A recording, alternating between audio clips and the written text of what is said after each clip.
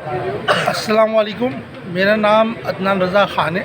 और जनाब देखिए, अभी मैं होटल पे बैठा हूँ, लेकिन आप पीछे देख सकते हैं कि मेरे रश है और सब बैठे हुए हैं, आराम से सुकून से बैठे हुए हैं। और लोग फिर बातें कर रहे हैं कि यार मैकडोनल्ड का बाइकआउट क्यों हो रहा है, KFC का बाइकआउट क्यों हो रहा है, लोग जो है वो बेरोज़गार हो रहे हैं।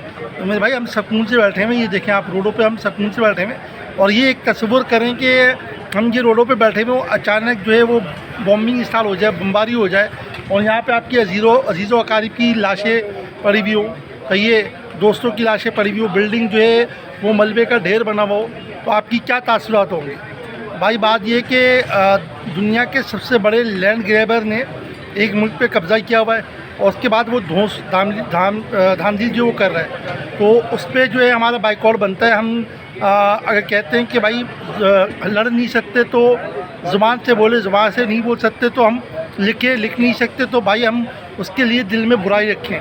तो भाई बात ये है कि इसी वजह से बाइकआउट किया जा रहा है कि वहाँ पर जो है वो गलत कर रहे हैं, और जब तक कि उनको बाइकआउट नहीं करेंगे, उनके माशी तौर पर उनको हम कमज़ोर नहीं करेंगे, उस टाइम तक कि वो सुधरेंगे नहीं। तो इतना सा जवाब है मेरा उन इन्फ्लुएंसर के लिए, यूट्यूबर्स के लिए और व्लॉगर्स के लिए, जो ये बात कर रहे हैं कि वो भाई इन ब्रांड्स का बाइकआउट करने से कुछ नहीं होगा।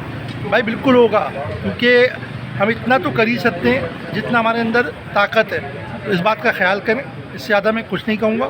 कि भाई तसव्वुर से इतना कर लें कि यहाँ पे आपके प्यारों की लाशें पड़ी हुई हों, तो आपकी क्या हालत होगी। जज़ाकल्लाह, अल्लाह हाफ़िज़।